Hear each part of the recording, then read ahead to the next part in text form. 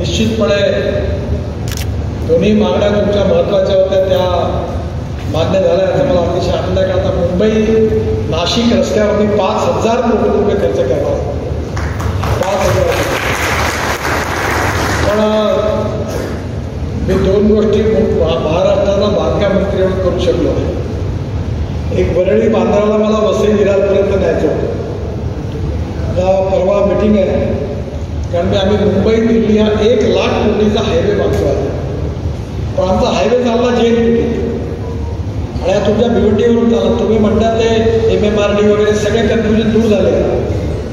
MMRD काय करणार, आम्ही काय करणार ते ठरलेलं आहे. हा त्या BOTच्या तिकडनं माहिती आहे. पण काही अडचण आहे तर तुम्ही कपिल पाटील बसून मार्ग काढून द्यायचे. या रस्त्यामध्ये मी त्यांना सांगितलं की असं नका, या रस्त्याला तिकडनं वसई गिरीक ब्रिज आता आम्ही बांधतो. पण वसई गिरीक ब्रिजचं मला 2 वर्ष एन्व्हायरमेंटचं क्लिअरच नाही मिळालं. तिथे केवढा ट्रॅफिक जॅम होऊन लोकांना त्रास होतो. आत्ता मिळाला तर ते काम सुरू आहे.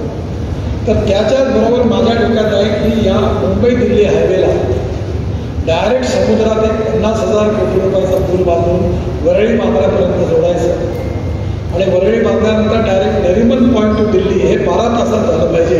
त्याच्यामुळे वेस्टर्न हायवेवरचा एकदम ट्रॅफिक कमी होईल. आणि आपण म्हणतो ते बिलकुल शक्य आहे की आता आम्ही 3 लेअर फ्लायओव्हर बांधतो. पुण्याला अहमदनगर ते पुणे या रस्त्यावर शिरूर ते वाघोली 50 किलोमीटर, खाली 8 लेन रोड, वरती 6 लेन रोड, त्याच्यावरती 6 लेन रोड आणि त्याच्यावरती आम्ही एक पब्लिक ट्रान्सपोर्ट सिस्टीम मेट्रोसारखी आम्ही आता तो डिझाईन करून फायनल झाला आहे. आणि चाकण तळेगावही तसं डिझाईन करण्याचा प्रयत्न करतो. त्यामुळे नाशिकच्या बाबतीमध्ये मुंबई नाशिक द्रुतगती महामार्ग मोठा बांधायची गरज होती, पण काही तो होऊ शकला नाही. पण आपण म्हणतात त्यामध्ये या नवीन डिझाईनमध्ये जेवढ्या ठिकाणी ब्रिज बांधता येतील, डबल डेकर बांधता येतील त्याचा प्रयत्न करतो. आणि 2 तासाचं अंतर जे आहे ते अजून अर्धा 1 तास 1.5 तासात नाशिक ते मुंबई हे जर करता आलं तर याचाही पुढे आपण प्रयत्न करा. आपण आता एक 5,000 कोटी रुपयामध्ये हा पूर्ण कॉन्क्रीट रोड बांधू. पहिला भाग जो 20 किलोमीटर नाशिकपासून जो समृद्धी महामार्गाचा आहे तो ताबडतोब करू आणि 2 ते 2.5 वर्षात हे काम पूर्ण करू.